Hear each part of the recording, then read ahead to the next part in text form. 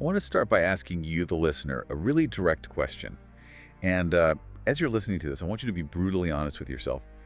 How much of what you do, like every single day, is driven by the fear of what other people think? Wow. Yeah, that's a deeply uncomfortable question to sit with.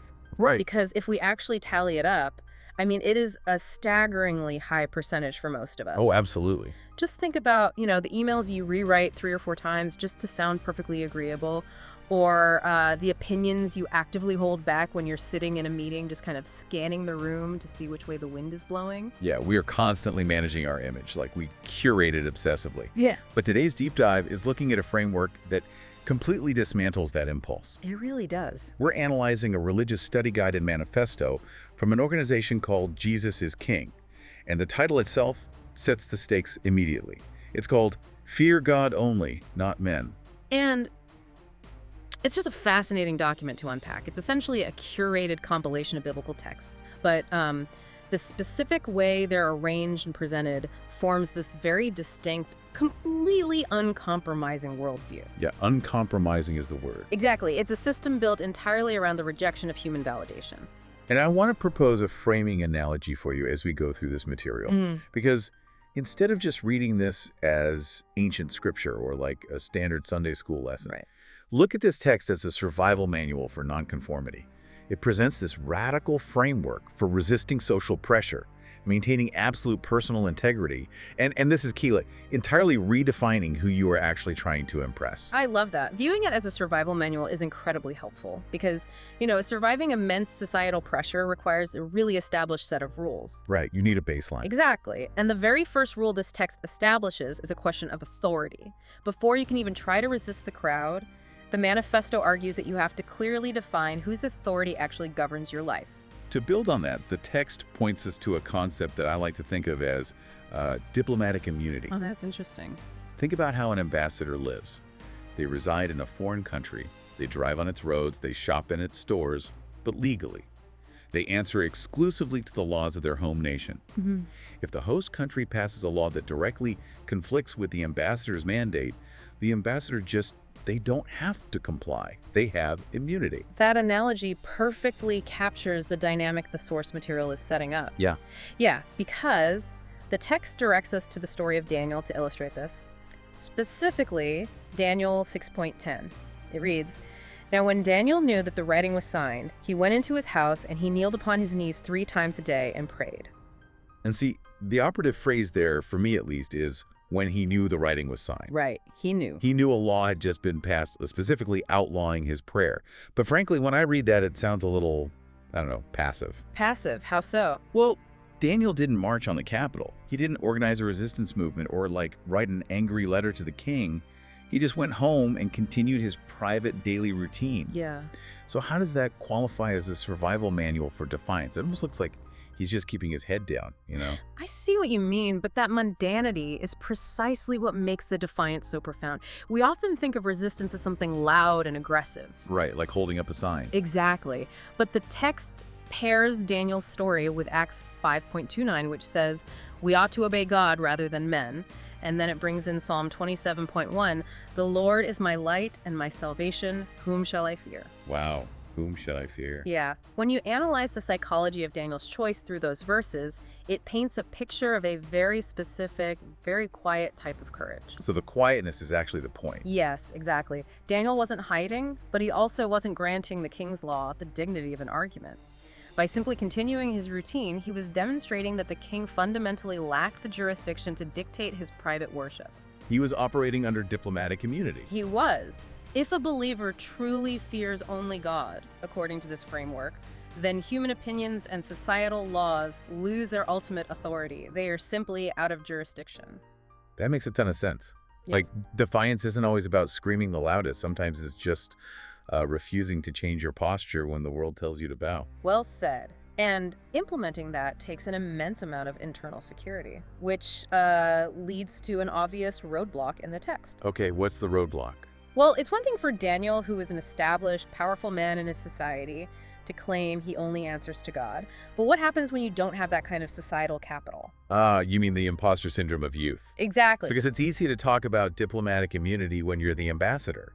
But what if society tells you that you're too young or too inexperienced or just too insignificant to take that kind of stand? Right. Like if you're a 20-something sitting in a corporate boardroom, nobody's looking at you to defy the status quo. And the source material addresses this head on because society naturally loves to categorize people by age. We essentially put young people in a waiting room until they're deemed ready to have a voice. But let me push back on that for a second. Doesn't that make practical sense? How do you mean? Well, youth is almost universally associated with needing guidance from older, wiser people. Like, you don't hand the keys of a sports car to a 10-year-old. Sure, yeah. We expect young people to conform, to learn the ropes, and to gain experience before they start claiming they only answer to a higher power. That is definitely the standard societal model, but the Jesus is King manifesto actively flips that script. Yeah. It argues that age is just another flawed human metric. Okay.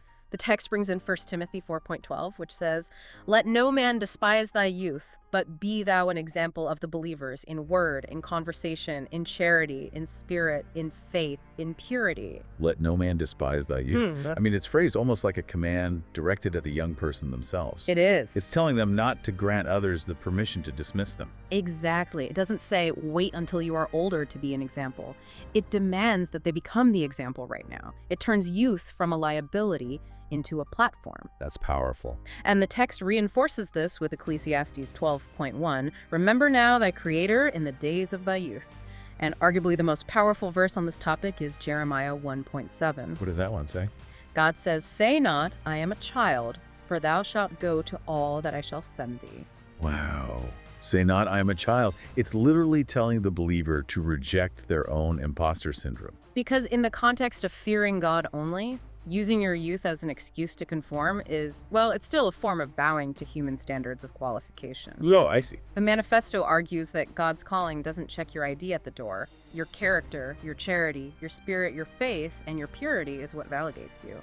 If you're waiting for a certain birthday to start living with integrity, you are operating on society's timeline, not God's. So if we accept that premise that age isn't a barrier, and we're no longer recognizing societal jurisdictions over our core convictions, what does this actually look like in practice? Right, the day-to-day. Yeah.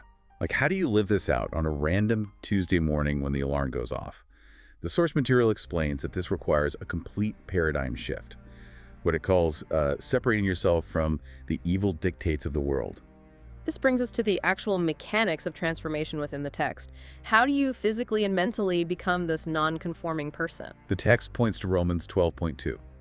"And be not conformed to this world, but be ye transformed by the renewing of your mind." And then 2 Corinthians 5.1, "He is a new creature. Old things are passed away. Behold, all things are become new." The phrase "a new creature" is so crucial here. It indicates a fundamental change in nature, not just a slight adjustment in habits. To put this in a modern context for you listening, think about your smartphone. Oh, good analogy. When your phone starts glitching, or you find yourself wasting too much time on it, you might delete a bad app. That's simple behavior modification. Right. But what Romans 12.2 is talking about, the renewing of your mind, that is not deleting an app. That's wiping the hard drive and installing a completely new operating system. That is a highly accurate analogy for the demands of this manifesto. If you just try to delete the Fear of Man app, but your brain is still running on the need for societal approval operating system, The system will eventually crash. it will. You will inevitably reinstall that fear because your underlying code still demands validation to function. The OS literally requires external approval to boot up. Exactly. But becoming a new creature, as 2 Corinthians outlines, fundamentally alters how a person processes the demands of the modern world. You are no longer compatible with those evil dictates. It's a hardware change. Yes. Imagine society sends you a signal saying, compromise your values to get this promotion, or, hide your faith so you don't make this dinner party awkward. A renewed mind doesn't even have the software to read that file. The logic board is completely different.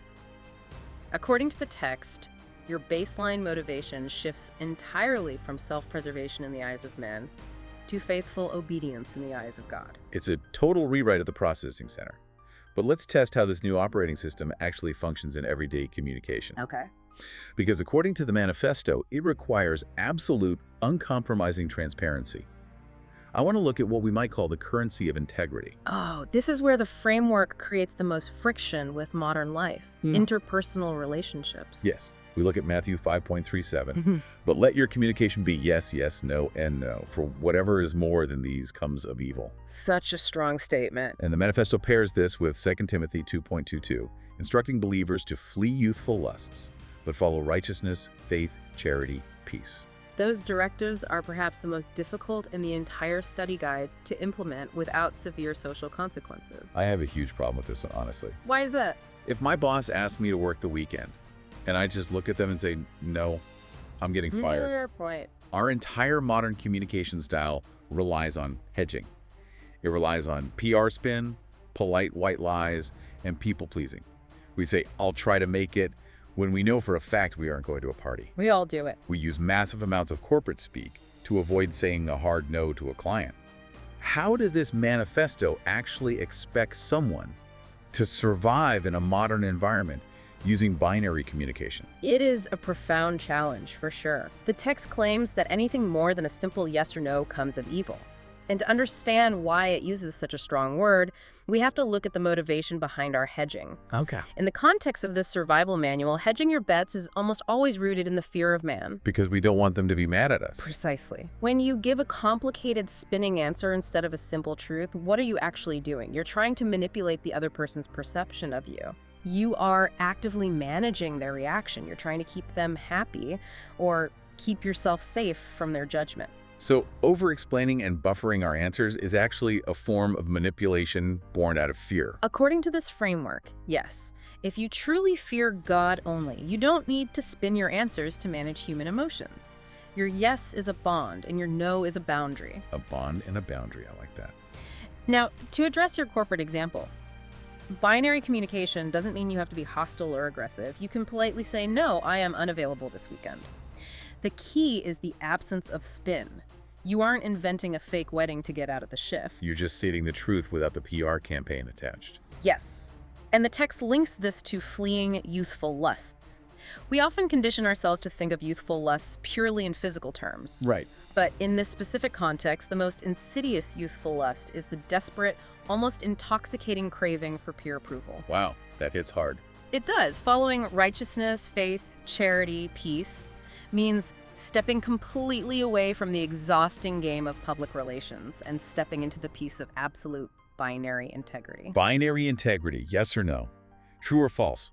It leaves zero room for the murky waters of people-pleasing. None at all. But analyzing this brings us to a massive, glaring tension in the source material. It highlights the ultimate trap for anyone actually trying to live this out. And that is the danger of performative virtue. Ah, yes. Doing the right things, but performing them for the wrong audience. Look at these two verses the manifesto places side by side. First, Galatians 1.10. For do I now persuade men, or God, or do I seek to please men? For if I yet pleased men, I should not be the servant of Jesus Christ. It's a very clear directive. And then Matthew 6.1. Take heed that you do not your alms before men to be seen of them, otherwise you have no reward of your Father who is in heaven. The warning is unambiguous. Do not do good deeds just to get a round of applause or build your reputation. But then right next to those warnings, the manifesto includes Matthew 5.16. Let your light so shine before men that they may see your good works and glorify your Father who is in heaven. There is the tension. It is a total paradox. And here's where it gets incredibly fascinating for you, listening to this in the modern digital age. Oh, absolutely. Jesus is King. The organization publishing this guide operates heavily in the digital space. At the end of their text, they actively promote their platforms. They're on Patreon, TikTok, Facebook, YouTube. Right. How does an organization broadcasting on the most highly visible, algorithm-driven, engagement-hungry platforms in human history reconcile a text that explicitly warns against doing things to be seen of men? It is the defining paradox of the digital age for any philosophy or movement built on integrity. How do you walk the line between Matthew 5.16, letting your light shine publicly, and Matthew 6.1, not doing things just to be seen? Does the text give a practical way to navigate that without just becoming a huge hypocrite? It does, actually, but it hinges entirely on the underlying motive and the final destination of the praise. Let's look closely at the phrasing in the original texts. Okay, let's break it down. In Matthew 6, the condemnation is for doing things to be seen of them. The goal terminates on the individual. The person is seeking human approval as the final reward. They want the likes, the shares, the societal status. They are acting as the endpoint for the attention. Yes. But in Matthew 5, the instruction is to let your light shine so that men may see your good works. A.E., this is the crucial qualifier. Glorify your Father who is in heaven. Ah. The light is public, the action is visible, but the destination of the praise is entirely redirected. The framework is essentially asking the believer to act as a window, not a mirror. A window, not a mirror. Break down how that works in this context. Think about the physical properties of a mirror. It has a coating on the back specifically designed to catch light and reflect it right back at the viewer, drawing attention to the surface itself. Right. A window, however, has no coating. It lets the light pass entirely through it to illuminate something else. The manifesto is arguing that you can be on TikTok, you can post on Facebook, you can stand squarely in the public square, as long as your internal operating system has stripped the mirror coating off. So if the audience applauds you, the praise passes through to God. And I suppose the inverse is true as well. If the audience hates you, it doesn't shatter you, because your sense of worth wasn't rooted in their reaction to begin with. That is the core of the liberation it promises. You can only survive the public square if you have already settled the issue of jurisdiction in your private life. Just like Daniel. Just like Daniel. If you are praying in your room, completely unbothered by the laws of men, then you can stand in front of a camera or your boss or your peers and speak with a simple yes or no, entirely detached from their reaction. It requires a constant active renewing of the mind to ensure you don't slip back into that default human setting of seeking validation. It really does read like a survival manual for keeping your integrity intact in a world that constantly demands you compromise it. Let's summarize the core truths we've pulled from this deep dive into the Jesus is King manifesto, attributing these principles directly to their framework. Let's do it. First, let no one despise your youth. The text argues that your character, not your age, is your qualification. Second, you must live as God's new creation, operating on a fundamentally different system so you do not conform to the world. Third, you must recognize true jurisdiction and obey God rather than men. Fourth, operate with absolute binary integrity. Let your yes be yes and your no be no, stripping away the spin of people-pleasing. Yes. And finally, always seek God's approval, not man's praise, ensuring you act as a window and not a mirror in the public square. It's a really robust case study in how ancient texts are curated and applied to very modern anxieties about identity, social pressure, and public perception. It really is. Now, if you want to explore this ecosystem further and read the text for yourself, as I mentioned, Jesus is King, which is copyright 2025, operates across multiple digital platforms. You can find more of their specific source material and community by visiting their Patreon, their TikTok, their Facebook page, and their YouTube channel. It is a challenging framework to sit with, regardless of your background. It is. And I want to leave you with one final thought to mull over today. We started this whole deep dive by asking, how much of your day is driven by the fear of what other people think? We did. The manifesto we just discussed frames fearing God only as the ultimate liberation.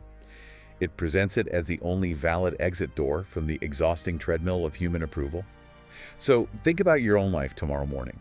If you woke up and truly, completely stopped caring about the crowd's applause, what is the very first thing about your life that would have to change?